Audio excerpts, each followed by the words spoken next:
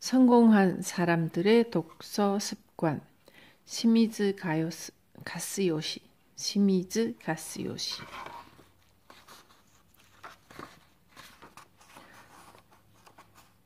인사말. 한국에 계신 독자 여러분, 혼초시를 통해 여러분을 만나게 되었군요. 정말 기쁩니다. 이 책을 선택해 주셔서 감사합니다. 저는 꿈은 크게, 태도는 작게 라는 좌우명을 가지고 있습니다. 제 좌우명처럼 늘 가슴 속에 큰 꿈을 간직하려고 하고 있지만 이렇게 헌초시 한국판이 출간되고 또 이 책을 한국에 계신 여러분이 읽게 되는 정말 꿈 같은 기회가 찾아오리라고는 전혀 생각도 못했습니다. 제 주변에는 우연인지 필연인지 한국 친구들이 많습니다. 그 모든 한국 친구들을 저는 좋아합니다.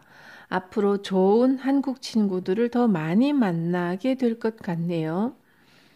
책과의 만남, 사람과의 만남이 어떠냐에 따라 인생 여정이 결정되죠. 이 책은 정말 인생의 경계로 삼을 만한 좋은 책이라고 생각합니다. 이 책과 만나시고 또 저 시미즈와 만나고 그리고 가슴 한켠에 묻혀있는 여러분의 꿈과 행복한 만남이 이루어지기를 바랍니다. 지금 바로 이 자리에서 새로운 꿈이 이루어졌습니다. 혹시 저와 만나실 기회가 생긴다면 엄지손가락을 치켜 올리며 혼처시라고 아주 힘차게 외쳐주세요. 아주 훌륭하고 흥분되는 만남을 기다리고 있겠습니다. 제 수나 운이라고 하는 것은 감기의 바이러스보다 더 강하게 다른 사람에게 전염되는 것이라고 생각합니다. 이 책의 작가들은 모두 아주 강한 운, 좋은 운을 가진 사람들입니다. 여러분이 이 책을 읽는 순간 아주 좋은 운이 독자 여러분을 덮칠 것입니다. 즐거운 마음으로 좋은 운의 파동을 맞아보세요. 마지막으로 여러분 한 사람 한 사람 모두에게 매일 좋은 일들이 눈사태처럼 끊임없이 이루어지길 바랍니다. 마지막에 외치는 말은 물론 헌처시입니다. 다시 만나기를 바랍니다. 2004년 9월 시미즈 가스요시. 들어가는 말 인트로. 요즘 기분 어때? 하는 말을 자주 듣죠? 그럴 때 전 말이죠. 책 읽는 기분이야. 하고 활기차게 대답한답니다. 흔히 기분이 좋다느니 나쁘다느니 말하는데 기분이 그렇게 순간순간 바뀐다면 삶을 운에 맡길 수밖에 없잖아요. 좋다든지 나쁘다가 아닌 세 번째 기분이 책 읽는 기분입니다. 책을 읽는 사람은 언제나 힘차게 책 읽는 기분으로 전진하죠. 그런 메시지가 이 책 원제목의 뜻이랍니다. 여러분도 한번 말해보세요. 책 읽는 기분이야. 저 시미즈는 독서 권장이라는 서점을 통해 여러 사람을 만났습니다. 한 사람 한 사람, 나이도 성별도 직업도 다양한 멋진 사람들이었습니다. 지금까지는 그들과 시미즈가 한 줄씩 각각 독립된 선으로 관계를 맺고 있었습니다. 그러나 이렇게 멋진 사람들과의 인연을 선인 채로 방치해 둔다는 건 아깝다. 선을 한 줄 한 줄 이어 면으로 만들고 그래서 어떤 일을 함으로써 원을 이룰 수 있다면 얼마나 멋질까 하고 생각했죠. 독서협회라는 NPO 법인과 이 책은 그렇게 해서 만들어졌고요. 책을 읽는 사람에게 곤란한 일은 일어나지 않는다라는 말을 알고 있나요? 알 리가 없을 테죠. 지금 막 제가 생각한 말이니까요. 하하. 그렇지만요. 이 책을 읽으면 분명히 자신이 나아갈 길이 보일 겁니다. 들어가는 말은 이쯤 해두고 자, 쑥쑥 본문으로 들어오십시오. 책의 원제인 혼처시는 아주 좋은 상태 또는 일이 제대로 잘 되어감을 나타내는 말입니다.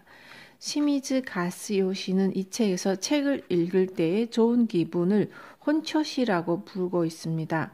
좋은 기분, 좋은 책, 책 읽는 기분 혼처시. 운 좋고 건방진 서점. 이러쿵저러쿵 할 것 없이 책을 읽자고요. 시미즈 가스요시의 숨은 이야기. 예스. 프롤로그. 늘 성원해 주셔서 감사합니다. 저는 독서권장의 말단 점원인 구로다입니다. 독서권장이 도대체 뭐야 하고 말씀하실 분을 위해서 먼저 설명을 드리겠습니다. 독서권장, 줄여서 독권은 도쿄의 시타마치, 에도가와구의 시노자키마치에 있는 서점 이름이랍니다. 좀 유별난 이름이죠. 저희 점장이라는 사람이 이게 또 괴짜인데 말이죠. 트레이드 마크는 안경과 수염이고 타고난 애주가의 책벌레랍니다. 부지런하고 운동을 좋아하는 정말로 뜨거운 아저씨, 아니 오빠예요. 자기가 감동한 책의 저자를 만나기 위해서라면 전국 어디든 찾아가고 서점에는 매일 어린이에서 할아버지 할머니, 기운 넘치는 젊은이에서 고민 많은 샐러리맨, 주부에 이르기까지 그분들의 기분에 딱 맞는 책을 권해드린다든지 하거든요. 글쎄요, 가까이에서 보았을 때 점장님은 뭐라 말씀드려야 할까? 의리와 인정의 결정체 같은 사람이랍니다. 그런 점장님의 의기에 공감한 걸까요? 어느새 사랑해 주시는 손님들이 이만큼 늘어나다니 참으로 고마운 일입니다. 저 유명한 일본 제1의 부자 사이토 히토리 씨도 그런 손님 가운데 한 사람이에요. 히토리 씨께는 저희 점장님도 장사의 지혜를 많이 배웠어요. 그래서 작년에 그 가르침을 사이토 히토리의 좋은 운을 부르는 말이라는 책으로 엮어 출판했더니 이것이 세상에나 베스트셀러가 되어 10만 부나. 저 구로다도 깜짝 놀랐습니다. 시미즈 가스요시. 이후 일본 전국에서 지점을 찾아주시는 손님이 계속 늘었습니다. 아, 맞다. 얼마 전에 여고생 손님이 서점 앞에서 나 지금 독거에 있어. 여기서 기다릴 테니 얼른 와 하고 휴대전화로 이야기하는 겁니다. 그러고 보니 약속 장소가 될 정도로 사랑을 받고 있더라니까요. 최근에는 시미즈 점장님에게 전국 각지에서 강연을 해달라는 요청이 쇄도해 말단 점원인 저도 눈코 뜰 새 없이 바빠 투지를 더욱 불태우고 있습니다. 그건 그렇고 여기서 잠깐 비밀 이야기를 하나. 독거는 오후 10시에 문을 닫아요. 사실은 그 뒤 셔터를 반만 내린 서점 안에서 가끔 그날 마지막 손님을 상대로 시미즈 점장님의 숨은 이야기가 시작된답니다. 한 손에 맥주병을 들고 말이죠. 이것이 또 사람의 마음에 등불을 켠다고 하여 상당히 평판이 좋아요. 하긴 저희 점장님도 그날 기분에 따라 싹 예정을 바꾸곤 해서 그런 밤을 만난 손님이야말로 진짜 운이 좋은 분일지도 모르겠지만요. 그런데 오늘 밤은 손님이 마지막인 것 같네요. 점장님은 후후후 저 모습을 보니 오늘 밤은 아무래도 이야기를 풀어놓고 싶어 근질근질한 것 같은걸요. 어때요? 숨은 이야기 한번 들어보실래요? 만약 결심하셨다면 페이지를 앞으로 넘겨주세요. 점장님, 맥주를 사놓았으니까요. 이제 마음대로 시작하세요. 저 구로다는 먼저 실례하겠습니다. 그럼 손님, 다음에 또 봬요. 천천히 놀다 가세요.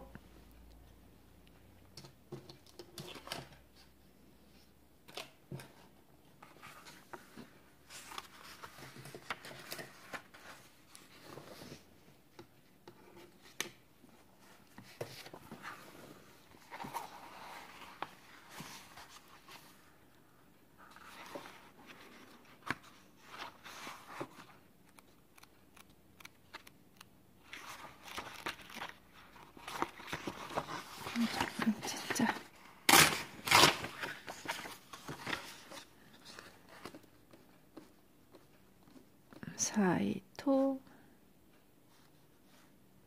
히토리의 좋은 오늘 부르는 말 시미즈 가스요시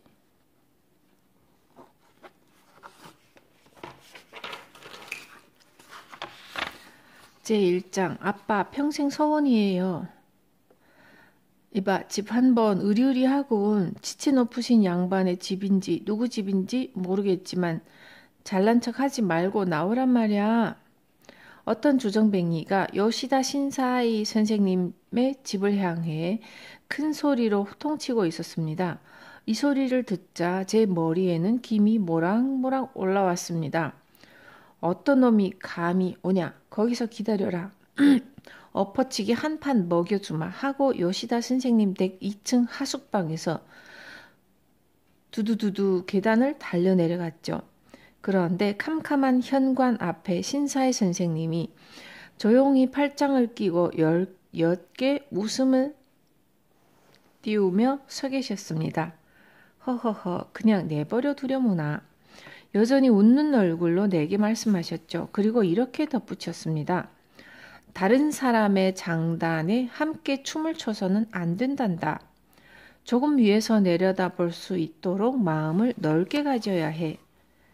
깨를 나무 공이로 빨대를 생각해보라. 깨가 정신없이 톡톡 튀어오르지 않니? 그때 나무 공이의 끝은 조금도 움직이지 않는단다. 한층 위에 서서 사물을 바라보는 사람이 되려무나. 무슨 이야기를 하는 거야 하고 생각하고 계시죠? 손님, 그렇습니다. 제가 어째서 서점을 운영하고 싶어 할 정도로 책을 좋아하게 되었는지 그 사연을 이야기하는 것이랍니다. 조금만 더 읽어주시죠.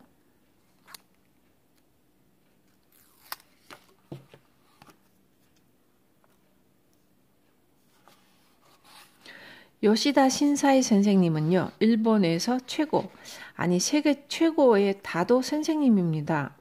다도인이라는 말이 딱 어울리는 분이죠. 저는 어떤 인연으로 고등학교 3년 동안 이 신사이 선생님의 자택에 하숙을 했습니다. 제가 빌려 쓰던 방은 방이라기보다 서고 같았어요. 사각형 책장이라고 할까 정말 책으로 둘러싸인 방이었죠. 세계 문학 전집은 물론 스즈키 다이세스 전집부터 노라쿠로의 초판본까지 이 책들은 그 무렵 향상심이 넘치던 저를 사정없이 자극했답니다. 날마다 손에서 책이 떨어지지 않았습니다. 서점에 가면 왠지 화장실이 생각나는 사람이 많은 것 같은데 저는 이런 방에 살아서인지 매일 시원하게 대장을 비웠죠. 하하하. 뭐라고요? 그럼 고등학교 때부터 책을 좋아하게 됐냐고요? 아니요, 그런 건 아니고요. 맞아요. 아마 초등학교 시절에 일어난 그 일 때문에 책을 좋아하게 되었을 거예요. 초등학교 5학년 때였나 장소는 사마랜드였던 것 같습니다. 가족들과 놀러 갔을 때 우연히 격쿠신 가라테 영화를 보는 듯한 대화면에서 맞다. 엑시비전이라고 했지. 기왓장을 손날로 깨고 야구 방망이를 돌려차기로 부러뜨리는 무술을 했답니다. 으라차차 하며 저는 생전 처음 보는 가라테에 눈이 고정되었고 우와 정말 멋지다 라고 생각했습니다.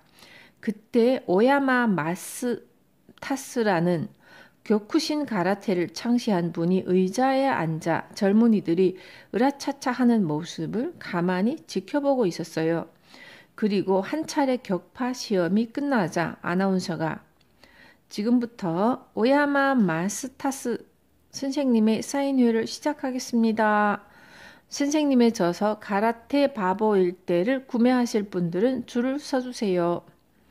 초등학교 5학년짜리 시미즈 소녀는 어느새 흥분. 오야마 마스타스라는 사람은 이날 처음 알았는데 말이죠. 이 책을 읽으면 저 무술을 할 수 있게 되는 걸까? 꼭 반드시 사야지. 아빠 부탁해요. 평생 소원이에요. 저 책 사주세요. 정열이 용솟음 치는 시미즈 소년의 대사를 옆에서 듣고 있던 어머니는 내 소원은 평생 소원은 참 많기도 하구나. 이번이 벌써 몇 번째인 줄 아니? 안 돼. 그러나 이대로 물러날 수는 없어서 엄마 아니 이번에는 진짜예요. 진짜 평생 소원이라고요. 제 눈을 보세요. 이렇게 수많은 난관을 뛰어넘어 드디어 아빠한테서 돈을 받아냈습니다. 긴장으로 땀이 밴 손에 1,000엔짜리 지폐를 꼭 움켜쥐고 시미즈 소녀는 쭈뼛쭈뼛 단상에 있는 오야마 마스타스 선생님에게 다가갔답니다. 빙그레 웃으며 펜을 잡는 선생 쓱쓱 사인을 하더니 세상에 선생님이 악수를 하자고 손을 내미는 게 아닙니까? 그가 손을 꽉 잡자 소녀는 그만 깜짝 놀랐습니다. 손이 돌덩어리였습니다. 온몸이 후들후들 떨릴 정도로 감동. 집에 돌아오자마자 그 책을 탐독했습니다. 이런 일은 시미즈 소년에겐 처음이었어요. 물론 책만 읽는 것이 아니라 서둘러 근처에 있는 가라테 도장에도 다니고 밤에는 혼자 나무 전신줄을 쳐댔죠. 책을 읽고 감동했다면 곧바로 실행하는 것이 기본이죠. 하고 말하면 듣기에는 좋지만 요컨대 귀가 얇다고나 할까요? 단순한 점은 예나 지금이나 똑같답니다. 헤헤헤. 그때부터 가라테를 연습한 뒤 책을 읽고 또 책을 읽은 뒤 가라테를 연습하고 하는 나날을 보냈습니다. 처음에는 책을 읽는 일만으로도 벅찼는데 몇 번이고 점점 더 깊이 독파하다 보니 중국 사상에서 배워라, 예절을 중시하라, 미야모토 무사미를 읽고 깜깜한 어둠 속에서 다시 일어나와 같은 문장에도 관심이 가더군요. 어쩌면 더 강해지기 위해서는 도장에 다니는 것만으로는 부족할지도 몰라 하는 생각에 그 책 속에 나온 책을 닥치는 대로 읽기 시작했더니 이거 참 큰일. 이제 도저히 멈출 수가 없어. 초등학교 5학년에게는 조금 난해한 부분도 있었지만 저 오야마 선생님도 읽었다는 책이다 하고 기를 쓰고 읽으니 어떻게든 이해할 수 있었습니다.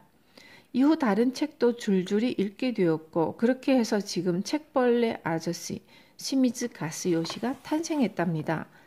가라테는 도중에 무엇 때문이었는지 유도로 바뀌었지만요.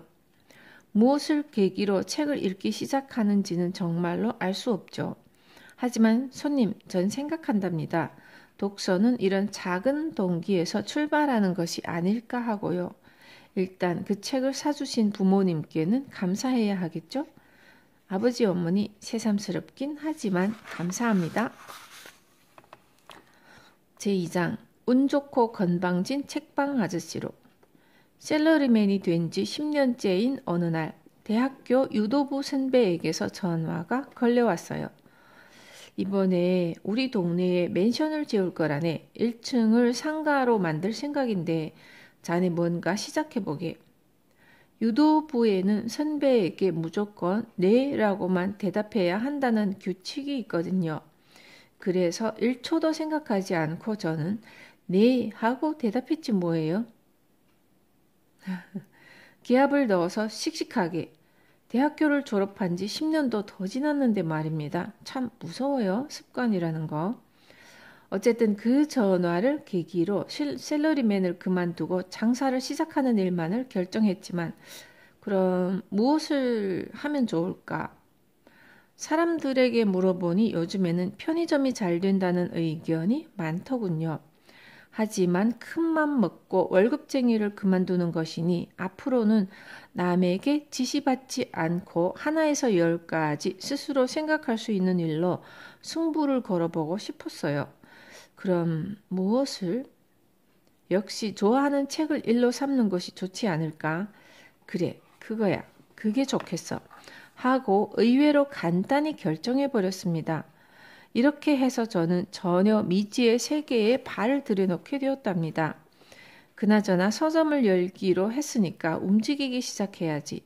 저는 이것저것 여러 가지 조사한 다음 서점 업계에서 유명한 도매상과 겨우 연락을 취해 관계자를 만나러 갔습니다. 나이 지긋한 사원과 이모님을 한눈에 알아볼 수 있는 몇 분에게 둘러싸여서 저는 에도가와구의 지도를 쫙 펴고 이렇게 말했습니다. 콧김을 거칠게 내뿜으면서 말이죠. 이곳에서 생선이나 야채 가게처럼 계절에 맞는 책을 갖추고 손님 여러분에게 도움이 될 만한 책을 소개하는 활기찬 서점을 운영하고 싶습니다. 그랬더니 에도가와구에 서점을 열어봐야 책을 읽을 사람이 한 명도 없어요. 그런 서점을 개업할 돈이 있으면 다른 일을 찾아보는 편이 좋을 거요. 그래도 꼭 서점을 고집하겠다면 영업시간을 길게 해서 차라리 음란서적을 다뤄보는 게. 이 말을 듣는 순간 팽팽했던 긴장감이 온몸 안에서 슉슉 하고 소리를 내며 빠져나갔습니다. 네? 저답지 않다고요? 하하. 손님, 마침 제 성격을 잘 알고 계신 것처럼 말씀하시는군요. 그렇습니다. 마음 한구석에서 작지만 뜨거운 덩어리 같은 것이 쑥 하고 올라와서요. 이보세요. 말도 안 되는 소리가 어디 있어요? 하고 외치더라고요. 그리고 눈 깜짝할 사이에 제 머리는 확 불이 붙었습니다. 에도가와 구민을 모욕하지 마시오. 그때에는 웃음을 띄우며 말리는 사람이 없어서 마음껏 소리를 질렀죠. 하지만 뭐 고마워요. 그 때문에 반드시 서점을 열고야 말겠다는 오기가 갑자기 용솟음 쳤으니까요. 말리지 마세요. 여러분, 저는 꼭 서점을 내야 합니다. 덧붙여 말씀드리자면 에도가와 구민 여러분은 독서를 매우 좋아한답니다. 에도가와구에서 서점을 운영하는 제가 하는 말이니까 틀림없습니다. 어쨌든 이후 또 다른 도매상과 이야기해보니 그 담당자는 열심히 해봅시다 하는 긍정적인 대답을 주어서 물론 제 쪽에서 부탁을 했지만요. 드디어 책방 아저씨가 되는 길을 걷게 되었습니다. 서점의 이름은 유도 책방으로 하자. 유도부 출신이기도 하고 이렇게 거의 결정했는데 어쩐지 그런 어중간한 이름은 재미가 없어 보이더군요. 바로 그때 팍팍 떠오르는 생각이 있어서 급히 독서권장이라고 바꿨답니다. 그 다음부터는 저를 말릴 사람이 아무도 없었죠. 아무에게도 간섭받지 않는 자유로움을 만끽하며 저는 꼼꼼하게 책을 읽기 시작했습니다. 그리고 실제로 읽은 책 가운데 도움이 되거나 감동하거나 웃음이 나거나 멋진 눈물이 흐르거나 깜짝 놀람으로써 읽은 사람을 바꿀지도 모르는 책을 빼곡하게 진열해 놓았습니다. 그리고 이렇게 유익한 책을 갖춘 서점은 어디에서도 본 적이 없어 하고 혼자 흐뭇해서는 싱글벙글 웃고 있었습니다.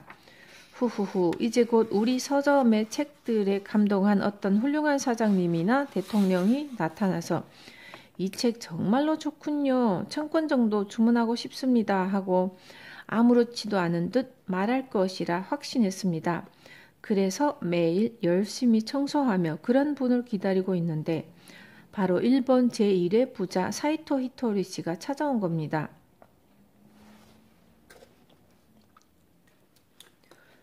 지금은 사이토 히토리 씨와 관련된 책도 많이 출간되고 매스컴에는 조금 색다른 부자로 널리 알려져 있지만 처음 만날 무렵에는 저도 그런 분인 줄 몰랐고 물론 그분도 자신에 대해서 한마디도 말씀하시지 않았기 때문에 책을 좋아하는 보통 손님과 서점 주인의 관계였죠. 그러던 어느 날이었습니다. 여느 때와 마찬가지로 서점에 들린 히토리 씨에게 손님, 이번에 굉장히 흥미로운 책이 나왔답니다. 한 권 읽어보시겠습니까? 하고 저 역시 평소대로 책을 권했습니다. 아, 그래? 그럼 한 권 줘보게. 이렇게 된 것인데 그 다음날 깜짝 놀랄 일이 벌어졌습니다. 히토리 씨가 이렇게 말씀하시는 게 아닙니까? 이 책 정말로 좋으니 1000권 더 주게. 네? 1000권이라고요? 혹시 뭔가 착각하신 건 아무리 확신했다고 해도 눈앞에서 정말로 그런 일이 벌어지면 누구나 믿어지지 않잖아요? 나한테 굉장히 기대를 하시는가 보구나. 저는 멋대로 이렇게 믿어버리고는 이렇게 많이 사주신다면 나도 열심히 공부해서 좋은 책을 권해드려야지 하고 지금도 계속 맹렬히 책을 읽고 있습니다. 그 뒤로 책을 받은 많은 사람들을 기쁘게도 하고 가끔은 난처하게도 하면서 운 좋고 건방진 책방 아저씨가 되는 길을 한 걸음 한 걸음 내딛게 되었습니다. 지금은 몇몇 분에게 자네 때문에 책장을 새로 사야 할 지경이네 하는 꾸중까지 듣는 형편이랍니다. 헤헤헤. 제가 좋다고 생각한 책을 손님들이 사주시고 또 가끔 재미있었어요, 감사합니다 하고 말씀해 주실 때면 서점을 열길 잘했어 하는 생각이 가슴을 촉촉히 적십니다. 처음에 서점을 운영하려고 했을 때 제 직관을 믿어서 다행이었습니다. 사이토 히토리 씨께서도 손님 한 분 한 분께도 감사하고 있습니다. 여러분 정말로 감사합니다. 손님의 책장을 시미즈인이 찍힌 책으로 가득 채워드리고 싶다. 그런 야망을 가슴에 품고 매일 정진하고 있습니다. 아무쪼록 앞으로도 잘 부탁드립니다. 제3장 책은 멋있어. 손님은 요즘 책을 잘 읽으십니까? 그러고 보니 아까부터 저만 떠들어대고 있군요. 손님 이야기도 조금 들려주세요. 네, 책은 싫어하지 않지만 읽을 시간이 없다고요? 일이 바빠지고 나서는 더욱 그렇다고요? 안타깝군요. 책은 마음의 양식이라고 하지 않습니까?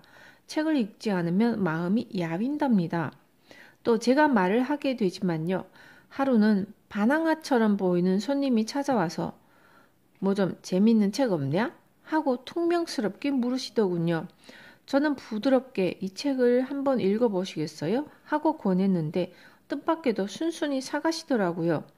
그런데 다음 날이었습니다. 이런 대단한 책을 가르쳐 주셔서 정말 고맙습니다.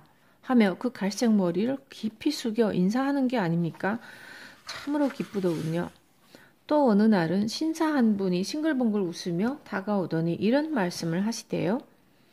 여전에 멋진 책을 소개해 주셔서 감사합니다. 실은 시미즈 씨가 권해주신 책을 읽기 전에는 사람을 죽이고 저도 같이 죽이려고 진지하게 생각했답니다. 하지만 그 책을 읽고 누군가를 꾸짖거나 탓하기 전에 자신을 바꾸는 일이 중요하다는 사실을 깨달았습니다. 그랬더니 이상도 하죠. 저뿐만 아니라 주위까지 바뀌는 게 아닙니까? 지금은 모두 즐겁게 지내고 있습니다. 좋은 이야기죠? 사람은 책을 읽으면 인생이 바뀝니다. 정말이에요. 서점을 찾는 분들께 직업 참 좋군요 하는 말을 자주 들어요. 일반 서점은 지금 출판 불황으로 무척 힘들어하는 것 같습니다. 하지만 저는 출판 불황이라는 말에 상당한 의문을 품고 있습니다. 사람에게는 성장하고 싶은 본능이 있잖아요. 그 동기를 자극하는 이야기가 실린 책이 있으면 모두 읽고 싶어 할 것입니다. 그런 책을 만들어 팔면 된다고 생각해요. 메이지 시대에는 후쿠자와 유키치의 학문을 권함을 읽은 젊은이들이 모두 뜨겁게 일본의 앞날을 생각하고 행동으로 옮겨갔죠. 책을 좋아하는 대부분의 사람들은 이런 꿈이나 희망을 품고 있습니다. 바꾸어 말하면 독서 이탈은 꿈도 희망도 없다는 뜻일 테죠. 전 그런 세상을 보고 싶지 않습니다. 그런데 손님은 어째서 독서 이탈이 진행된다고 생각하세요? 텔레비전이나 게임 같은 것들 때문이라고요? 그런 이유도 있겠죠. 하지만 제 생각에는 그보다 사실은 마을 서점이 제 역할을 다하지 않아서가 아닐까 하고 생각합니다. 예를 들어 손님, 서점의 아저씨나 아주머니가 열심히 책을 권해준 적이 있습니까? 없죠? 저도 없었답니다. 제가 차리기 전까지는요. 이것은 서점만의 이야기가 아닙니다. 샐러리맨도 상가의 빵집도 마찬가지죠. 사람은 자신이 정말로 좋다고 느낀 것은 누가 부탁하지 않아도 진심으로 다른 사람에게 권하고 싶어 합니다. 그 점을 생각하지 않고 안이하게 커다란 잎사귀 따위로 잠시 비를 피하려 하니까 대형 서점에서 일하는 사람들에게서도 웃는 얼굴을 찾아볼 수 없는 게 아닐까요? 전 말이죠. 웃는 얼굴이 없는 까닭은 그만큼 책에 애정을 품고 있는 사람이 없기 때문이라고 봅니다. 새 책은 앞에 내놓고 시간이 지나면 반품하고 베스트셀러는 지시대로 쌓아놓고 기계적으로 일할 뿐이 아닙니까?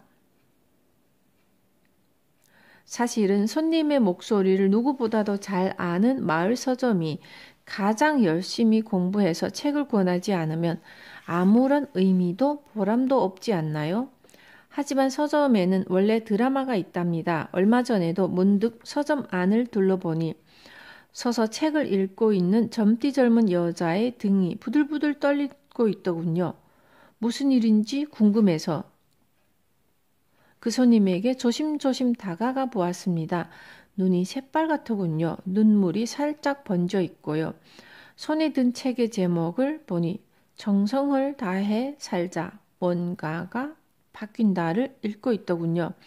그래서 저는 책을 읽고 감동의 눈물을 흘리다니 실례일지 모르지만 손님, 멋진 감성의 소유자이시군요. 하고 말을 건넸습니다. 그녀는 아무 말 없이 멋지게 웃으며 저를 쳐다보더군요. 그리고 그대로 그 책을 사갔습니다. 틀림없이 그녀의 인생은 그 책을 만나 더욱 좋은 방향으로 흘러갈 것이라 생각합니다. 그런 드라마가 또 제 마음에 등불을 켜서 내일도 환히 웃으며 힘내리라 다짐하죠. 저희 서점에는 이런 만남이 꽤 있답니다. 앞으로도 이런 멋진 만남을 연출할 수 있는 서적 프로듀서를 계속하려 합니다. 명함에 그렇게 써넣었으니까요. 독서권장이라는 서점 이름도 마찬가지지만 간판에 거짓이 있다는 말은 듣지 않아야겠죠? 제4장 생명이 꿈틀꿈틀.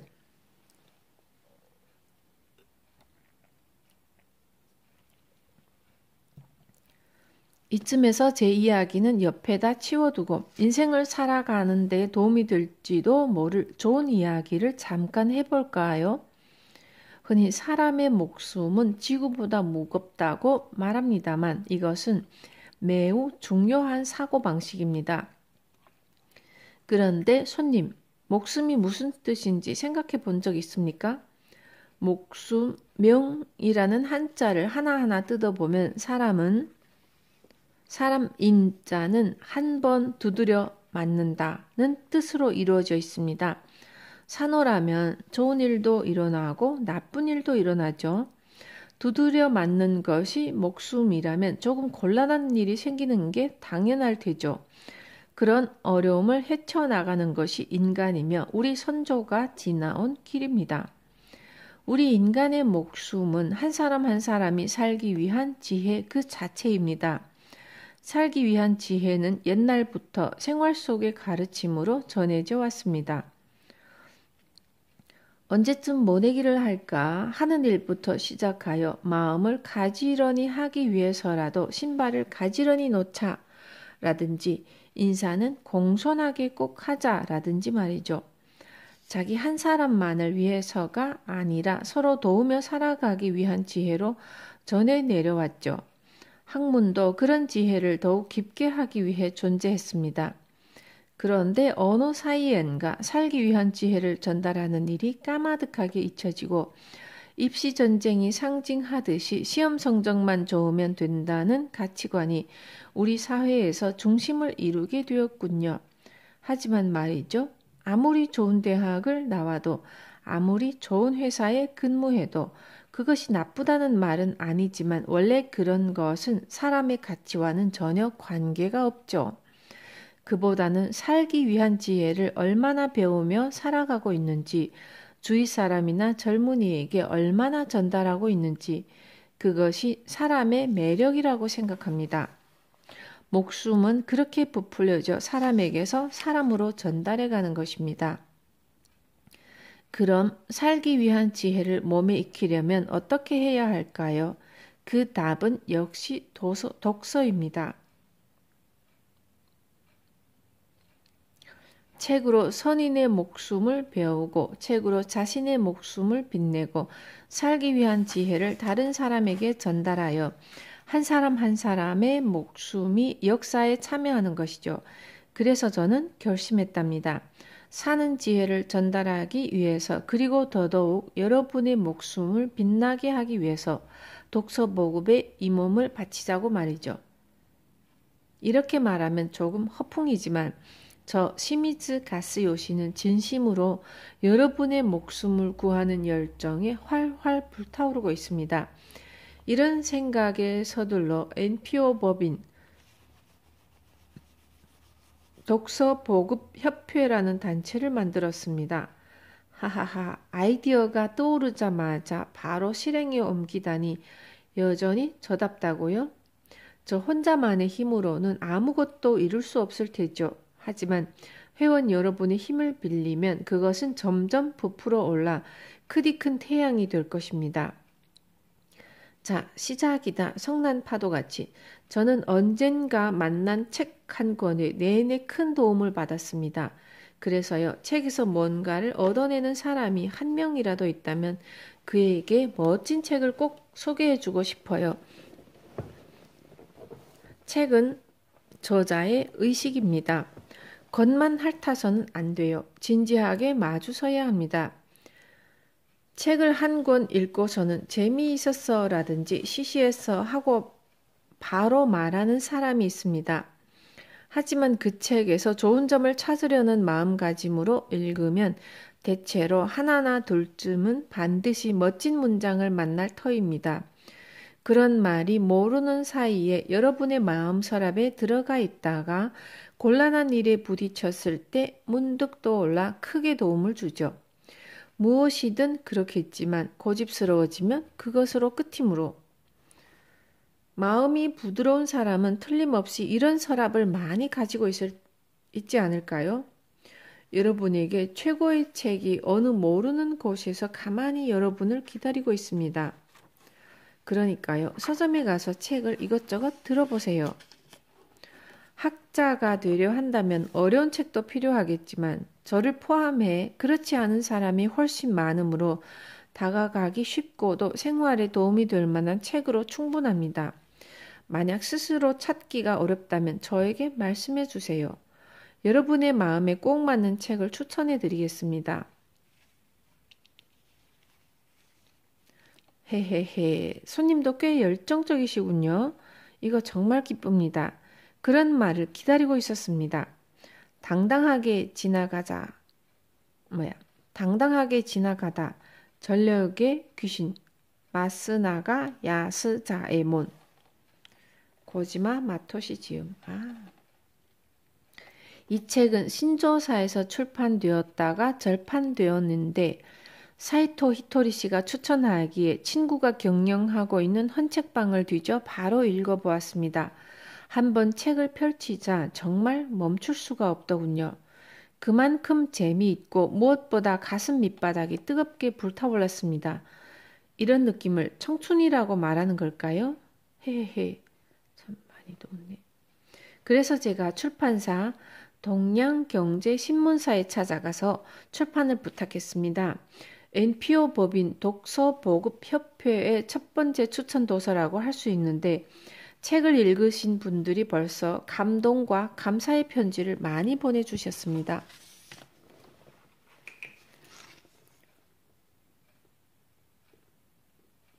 당당하게 지나가다.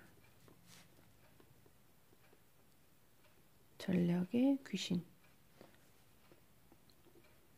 마스나가 야스 자에몬. 고지마 마토시 지음.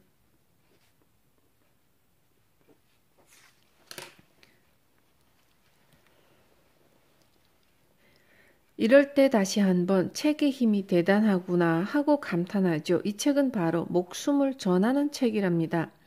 책 내용에 대해서 좀 더 듣고 싶나요? 그런데 손님, 저는 책을 추천할 때 줄거리를 말하는 어리석음을 범하지 않는답니다. 뭐 아주 조금만 이야기하면요, 이것은 전기입니다. 가 아니라 전기입니다. 아니, 전기라기보다 경영서입니다. 인생에 도움이 되는 실천을 위한 책이죠. 꼭 읽어보세요. 그나저나 제 이야기가 꽤 길어졌네요. 마지막으로 책방 아저씨인 제가, 아니 NPO 법인 독서보급협회 이사장인 시미즈 가스요 씨가 손님에게 딱 한 가지 책을 읽으면 이것만은 해주셨으면 하는 점을 이야기하고 싶습니다.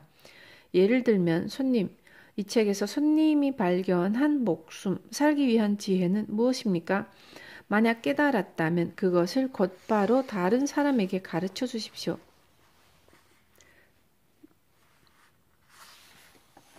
그리고 모처럼 좋은 사실을 알았으니까 빙그레 웃자고요. 웃어서 생긴 주름살은 행복한 주름살입니다. 미간에 주름살이 잡히는 독서는 거짓입니다. 세로로 지는 주름살은 불행한 주름살이니까요.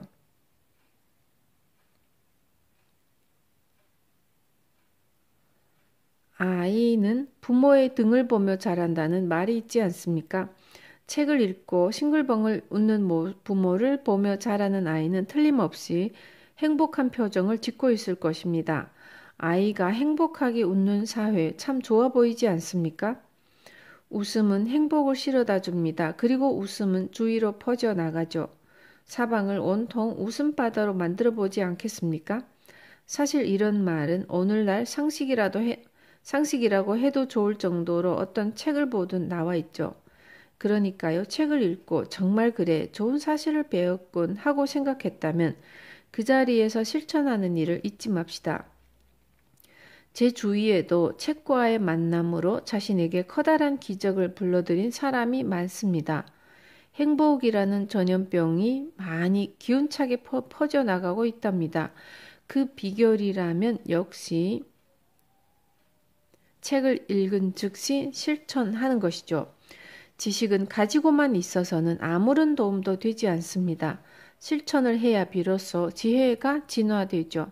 예를 들어 독서보급협회에서는 독서보급을 위해 무엇부터 시작해 주기를 원하느냐 하면 정회원은 스스로 사람들에게 사람들에게 도움을 주려면 어떻게 해야 할까?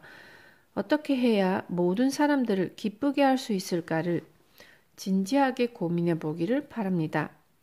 지금까지 생활하면서 자신이 겪은 일이나 책을 읽은 경험 속에서 독서 보급의 지혜를 끌어냅니다. 거기에서 나온 지혜가 목숨이죠. 자립과 봉사의 마음에서 나온 실천의 지혜, 살기 위한 지혜입니다.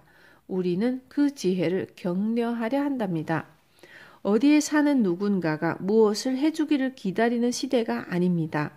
마냥 기다려봐야 아무 일도 일어나지 않습니다. 소용돌이는 자신의 주변에서 일으키자.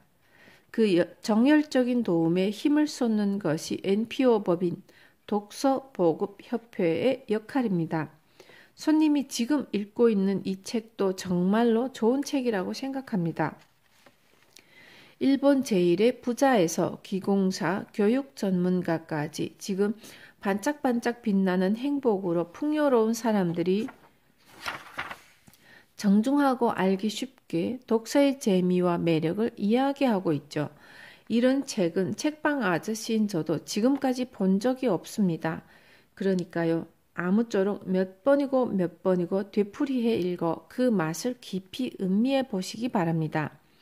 그리고요, 조금 집요해 보이지만 곧바로 실천해 주세요. 그렇게 하면 손님 행복대로 돌진이랍니다.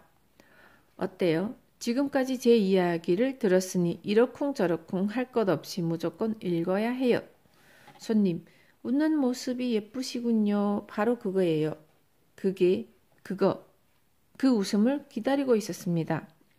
내면에서 빛나는 웃음이 보이면 저는 더 이상 드릴 말씀이 없어진답니다. 마음속에 그런 등불을 간직하고 있다면 틀림없이 주위 사람의 마음도 밝게 비춰줄 수 있을 겁니다. 자, 늘 책 읽는 기분으로 유쾌하게 앞으로 나갑시다. 자, 새로운 독서의 시대가 열렸습니다. 막을 여는 사람은 다름 아닌 손님 자신입니다. 지금 바로 행운의 화신이 되어 함께 달려가지 않겠습니까? 시미즈 가스요시.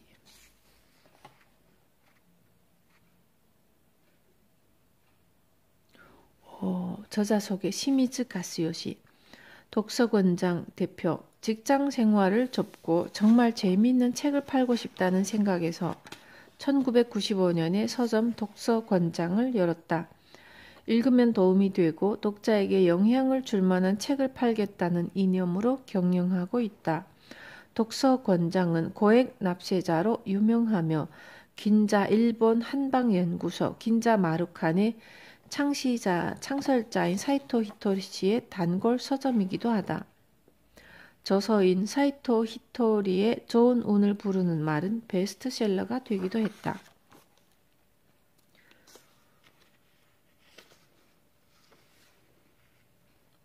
지혜를 부르는 성공하는 사람의 독서법. 시치다 마코토. 시치다 마코토 씨는 사람은 위대해지면 위대해질수록 작은 일에 감사하고 감동한다는 말이 있습니다. 또 벼는 읽을수록 고개를 숙인다는 속담도 있죠. 시치다 선생님을 만났을 때 그 말이 떠오릅니다. 저는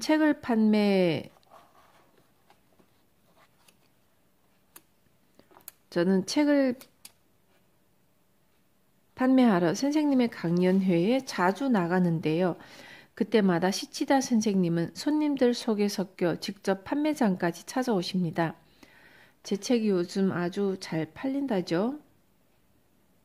하며 싱글벙글. 그리고 이것도 모두 출판사 관계자와 여러분 같은 서점 운영자들 덕분이죠. 감사합니다 하고 깊이 머리를 숙이십니다. 실제로 눈앞에서 시치다 선생님에게 이런 말을 들으면 완전히 선생님의 팬이 되지 않고는 못 베길 겁니다. 지금까지 많은 강연회에 책을 판매하러 가봤지만 강사가 이렇게까지 감사 인사를 하는 일은 거의 없습니다.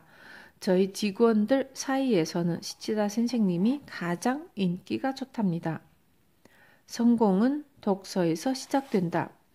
책을 읽으면 만배의 이익이 있다. 이것은 고문진보에 나오는 말이다. 고문진보는 중국 당대의 시문을 모아놓은 책이다. 당의 대시인이며 시성이라고 숭상된 두보는 부귀를 추구하는 세상 남자들에게 남자라면 모름지기 책을 5수레는 읽어야 한다라고 충고했다. 부귀는 책을 읽는 자만이 얻을 수 있다는 뜻이다. 책 5수레는 아마 5,000권쯤 될 것이다. 옛날 중국 사람들은 고생을 마다하지 않고 밤낮으로 책을 읽어 과거의 통과, 사대부가 되어 입신출세하는 큰 길을 걸었다. 관리가 되어 지사를 3년 정도 지내면 은화가 10만 냥이나 굴러들어왔다고 한다. 그런 사실을 나타내는 다음과 같은 말이 있다. 3년 동안 부에서 지사를 지내면 10만의 하얀 눈 같은 은이 생긴다는 뜻이다. 책을 읽어 입신출세하는 일은 당시 중국 사회에서 가장 효율적으로 만배의 이익을 얻는 길이었다. 성공한 사람들은 모두 독서가였다. 이 말은 현대에도 그대로 적용된다고 생각한다. 세상에서 성공하는 사람들은 예외 없이 모두 독서가이다. 독서를 하면 지혜와 지식을 깊게 하고 정신을 함양할 수 있다. 사람은 독서를 하지 않으면 얄팍한 지식밖에 얻지 못한다. 그러므로 가능한 한 폭넓게 독서를 하는 것이 좋다. 나는 은행원이다. 그러니까 금융과 관련된 책은 읽는다. 하지만 그 밖의 책은 읽을 필요가 없다. 전공에서 벗어난 책은 읽지 않는다. 이런 사고방식을 천견, 얕은 봄, 얕은 암, 천견이라고 한다. 이것은 쇼와의 요시다 쇼인이라 불리는 야스오카 마사히로의 말이다. 양명학자. 야스오카 마사히로는 종전의 조칙을 간수했으며 헤이세이라는 원호를 고안한 사람으로 잘 알려져 있다. 일본 역대 수상의 인간학 스승으로 공경을 받았으며 쇼와 시대의 인생의 위대한 사부로 많은 사람들에게 흠모되었다. 나도 야오스카의 책을 차례로 읽으며 마음을 닦는 데 힘쓰고 있다. 얄팍한 지식으로는 도저히 세상에 나올 수 없다. 그래서 나도 젊을 때부터 책을 폭넓게 읽으려고 했었다. 가끔 나는 책을 읽지 않는다. 다른 사람이 쓴 문장을 읽고 영향받고 싶지 않다라고 말하는 사람이 있는데 그런 말을 들으면 고개를 갸웃하게 된다. 사람은 독서를 해야 사고가 깊어진다. 혼자서 생각하는 데는 한계가 있어 바닥이 얕을 수밖에 없다. 성공한 사람들에게는 공통점이 있다. 성공한 사람들은 모두 대단한 독서가이다. 독일의 학자 오스트발트는 일찍이 위인이나 성공한 사람의 공통점은 무엇인가를 조사하여 두 가지 공통점을 발견했다. 첫 번째는 긍정적으로 생각하는 일이고 두 번째는 독서였다. 독서가 위인이나 성공한 사람들의 공통 조건이라는 사실을 밝혀낸 것이다. 책은 널리 읽자. 책은 널리 읽어야 한다. 현대와 같은 정보 사회에 사는 우리에게는 약간의 독서만으로는 이제 충분하지 않다. 한 달에 적어도 30권에서 50권은 책을 읽기 바란다. 사람은 책을 한 달에 평균 몇 권 정도 읽을까? 틀림없이 한 권도 읽지 않는 사람도 많을 것이다.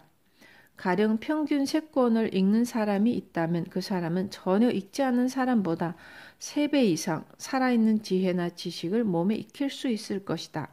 30권을 읽는 사람은 월 평균 3권을 읽는 사람보다 10배의 지혜나 지식을 얻게 된다. 그러면 그 차이는 분명하게 드러난다.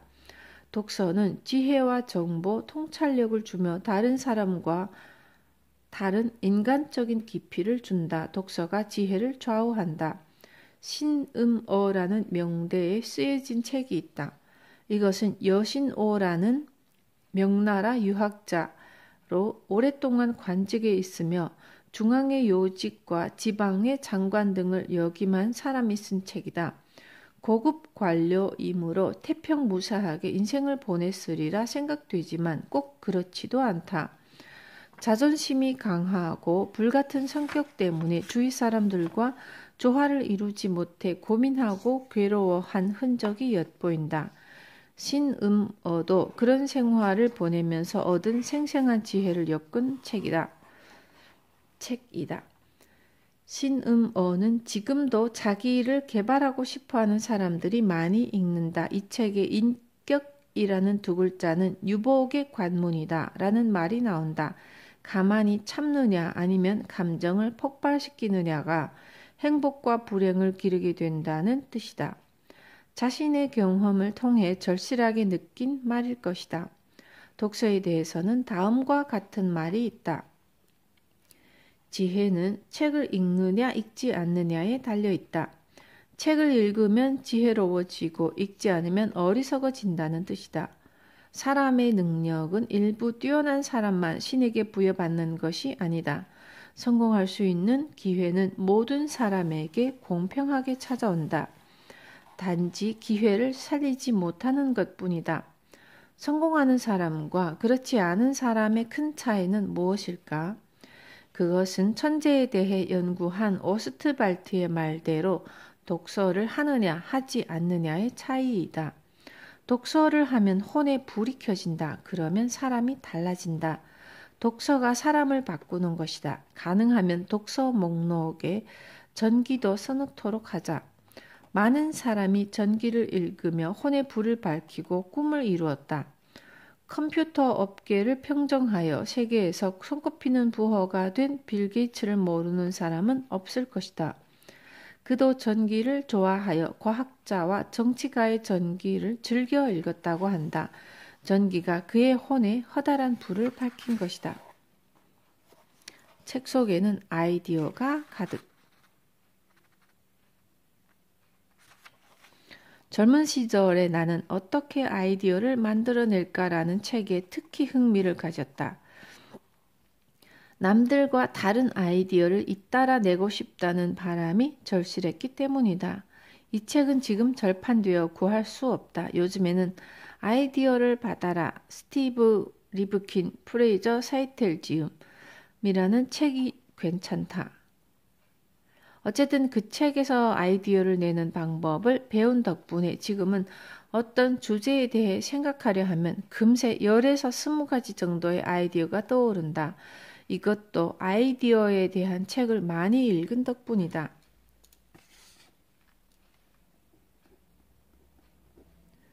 아이디어를 받아라.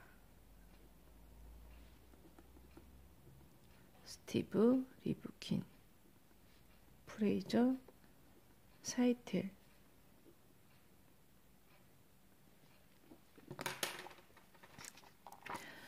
아이디어가 풍부한 번뜩이는 머리가 되려면 아이디어에 관한 책을 많이 읽으면 된다. 아이디어를 생각하는 데는 다른 사람의 아이디어를 받아들이는 것이 가장 손쉬운 방법이다. 왜냐하면 유명한 성공 스토리는 모두 기존의 아이디어를 빌려 그것을 이용하는 데서 시작되기 때문이다. 새로운 아이디어란 기존 정보에 전혀 새로운 이종 결합이라고 한다.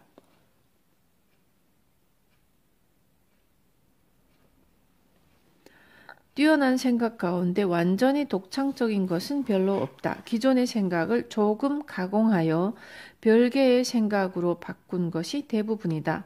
원본을 그대로 사용하면 도착이지만 가공하면 별개의 작품이 된다. 발명가로 유명한 토마스 에디슨은 이렇게 말한다. 누군가 다른 사람이 사용해 성공한 무척 새롭고 흥미로운 아이디어, 그런 아이디어를 찾는 습관을 길러라. 당신의 아이디어는 지금 당신이 실제로 안고 있는 문제에 응용할 때 독창적이면 된다. 그러므로 텅 빈 머리로 끙끙거리며 생각하기보다 자신이 지금 생각하고 있는 문제에 대해서 책을 몇 권 더 읽고 거기에서 힌트를 얻으려 노력하는 것이 좋다. 그것이 사실은 발명공학의 기본이다. 매우 저명한 시인인 사토 하치로는 선생님의 시는 정말로 마음을 울립니다. 어떻게 그다지도 좋은 시를 쓸 수 있습니까? 하고 묻자 그건 내가 많은 시를 알고 있기 때문이라네. 지금 바로 오천수를 읊을 수 있을 정도지. 구성을 알고 있는 시인이라면 오만수는 될 걸세.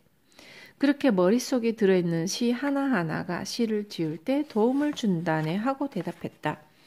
아이디어가 번뜩이는 머리가 되려면 자신이 안고 있는 주제에 관한 책을 가능한 한 많이 읽자. 쓸데없는 독서는 하지 마라. 독서에도 여러 가지가 있다. 군서를 잡간하지 말지어다. 이것은 막부 사가본에 있었던 뛰어난 학자 고가 고쿠도의 말이다. 많은 서적을 조잡하게 보지 말고 골라 읽으라는 뜻이다. 고쿠도는 쓸데없는 독서를 하지 말고 무료함을 달래기 위해 책을 읽지 말며 소설 등을 탐독하지 말라고 독서할 때의 마음가짐에 대해 언급한다. 현대인은 쉽게 주간지나 잡지를 읽는다. 하지만 이것은 독서라고 할 수 없다. 그런 책들은 도무지 사람이 갖춰야 할 깊이를 주지 않는다. 업무에 도움이 되는 책이나 인간성을 심오하게 해주는 책 등 어떤 목적이나 주제를 가지고 읽는 일이 매우 중요하다. 고쿠도의 말은 많이 읽는 데에만 정신을 쏟은 나머지 조잡한 독서가 되어 경박해지지 말라는 경계이다. 독서는 다독과 동시에 정독이 필요하다. 메모도 쌓이면 책이 된다. 책을 아무리 많이 읽어도 거기서 얻은 지식을 그대로 방치해두면 모두 사라져버린다. 그러므로 모은 아이디어를 보존하는 일, 다시 말해 노트에 메모하는 일이 무엇보다 중요하다. 아인슈타인은 떠오르는 생각을 곧바로 메모했다. 에디슨은 자신의 아이디어를 스케치했다. 다빈치는 열중하여 생각한 내용으로 노트를 가득 메웠다. 머리를 번뜩이게 하고 싶다면 메모광이 되어야 한다. 지금은 사회적으로 불황이 계속되어 가게나 회사가 오래 유지하지 못하고 쉽게 사라지는 시대라고 한다. 이런 와중에 업계의 선두에 올라 살아남고 싶은 기업은 늘 새로운 것을 추구하여 혁신을 거듭해야 한다. 늘 새로운 것에 마음을 열어두어야 하며 새로운 정보를 풍부하게 끌어모아야 한다. 그리고 그런 정보를 활용할 줄 알아야 한다. 그저 닥치는 대로 정보를 모으면 되는 것이 아니라 모은 정보를 가공하여 새롭게 무언가를 만들어내는 일이 중요하다. 성공하는 사람에게는 두 가지 특징이 있다고 말한다.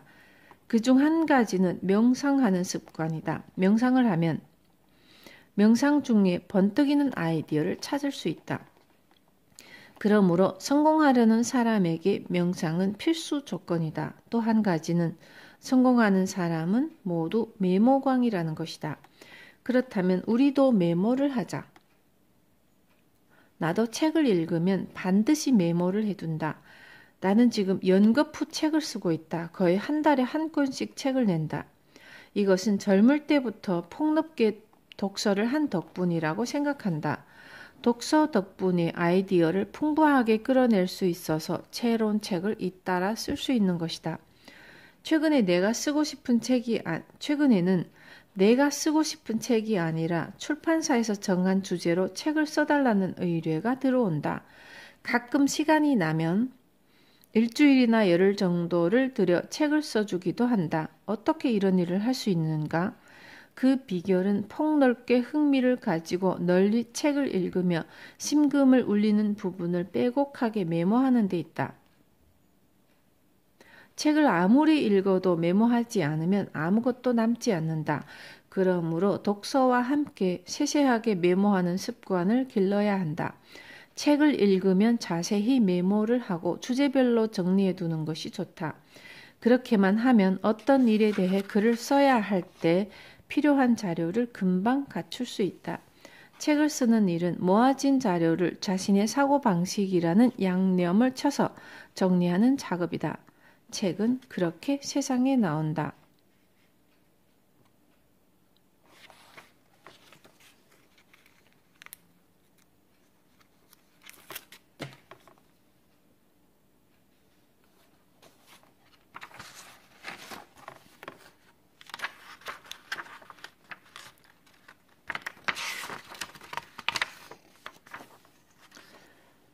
성공의 열쇠는 책을 쓰는 일. 책을 써서 성공한 데일 카네기의 이야기를 해보자. 1909년 뉴욕에서 가장 불행한 청년이 있었으니 그가 카네기였다. 그는 트럭으로 장사를 하고 있었다. 하지만 트럭에는 흥미가 없었고 운전조차 할 줄 몰랐으며 그가 살고 있는 156번가 아파트에는 바퀴벌레가 들끓었다. 그는 매일 밤 두통과 실망, 고민, 고통을 견디며 친구 하나 없는 고독한 나날을 보냈다.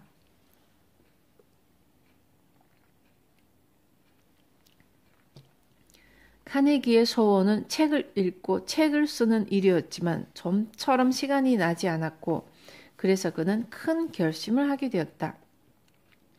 직업을 바꿔 야간 학교 교사가 되자. 그러면 낮에 책을 읽고 책을 쓸 수 있어. 카네기는 어떤 과목을 가르치면 좋을지 생각했다. 지금까지 받아온 모든 수업을 떠올리며 말하기 훈련이 무엇보다 도움이 된다는 사실을 깨달았다. 이 훈련으로 그는 자신의 소심증과 자신감 부족을 날려버릴 수 있었기 때문이다. 그는 화술에 대해 공부한 뒤 콜롬비아 대학과 뉴욕 대학의 야간 강사 자리를 알아보았다. 하지만 두 곳 모두 그의 요청을 받아들이지 않았다. 다행히 YMCA의 야간 교실에서 강의를 할 수 있게 되었다. 이곳에서는 역량이 요구되었고 수업을 들으러 오는 사람들이 단지 수료증을 딸 목적이 아니라 남들 앞에서 말하는 힘을 길러 입신출세를 하고 싶어 했기 때문이다. 카네기는 그들의 희망에 어떻게 대답하면 좋을지 열심히 생각했다. 그리고 다음 세 가지 사항에 주의했다. 먼저 수강생의 의욕을 무엇보다 높일 것. 둘째는 그들이 스스로 문제를 해결하도록 적극적으로 도울 것. 셋째는 수업을 매회 신선하게 이끌어 계속해서 수강하고 싶도록 만들 것. 이 세 가지 사항에 초점을 맞춰 강의를 했더니 수강생들은 점점 자신감을 얻어 승진해 갔다. 대성공이었다. 이렇게 해서 카네기는 하룻밤에 $5조차 지불하려 하지 않았던 YMCA에게서 새 학기도 지나지 않아 하룻밤에 $30나 받게 되었다. 카네기는 YMCA의 야간 교실에서 처음에는 화술만 가르쳤다. 그러나 시간이 지나면서 수강생들이 저마다 다른 고민을 안고 있음을 깨달았다. 그는 그런 고민을 해결할 교과서가 필요하다고 생각하고 뉴욕의 5번가에 있는 공공도서관에 고민에 관한 책을 조사해 보았다. 놀랍게도 고민에 관한 책은 겨우 22권뿐이었다. 회충에 관한 책은 그 9배인 189권이나 있는데도 말이다. 고등학교나 대학교 모두 고민을 해결하는 방법을 학생들에게 가르쳐야 하는데 어디 한 군데도 그런 강의를 하지 않았다. 카네기는 이 때문에 사회에 정서장애나 신경증 환자가 넘친다고 생각했다. 그는 22권의 책을 모두 읽었지만 교과서로 쓸만한 책은 한 권도 없었다. 그래서 카네기는 자신이 직접 교과서를 쓰기로 결심하고 앞서 깨달은 사람들이 고민에 대해 언급한 책을 모조리 읽었다. 공자에서 처칠에 이르기까지 모든 종류의 전기를 몇백 편이나 독파했다. 그뿐만 아니라 당시 유명인들을 인터뷰했다. 또 교실에서 고민을 해결하는 방법에 대해 이야기하고 생활 속에서 응용하도록 하여 그 결과를 수업 시간에 발표했다. 학생들은 자신들이 과거에 사용한 방법에 대해서도 말해주게 되었고 카네기는 누구보다 나는 어떻게 고민을 해결했는가 하는 이야기에 귀를 기울이게 되었다. 그에게 많은 체험담이 쏟아져 들어왔다. 그 이야기를 바탕으로 카네기는 인생의 길은 열리다 라는 책을 썼다. 인생의 길은 열리다는 미국 내에서 금세 54만 부나 팔렸으며 그 뒤 세계 각국어로 번역되어 모든 나라에서 베스트셀러가 되었다. 그렇게 해서 뉴욕에서 가장 불행했던 청년이 지금은 고민 전문가가 되어 세계 사람들을 돕고 있다. 이처럼 책을 읽고 책을 쓰는 일로 세상에 나가 성공하는 사람들이 많다. 책을 쓰는 일은 성공의 지름길이다.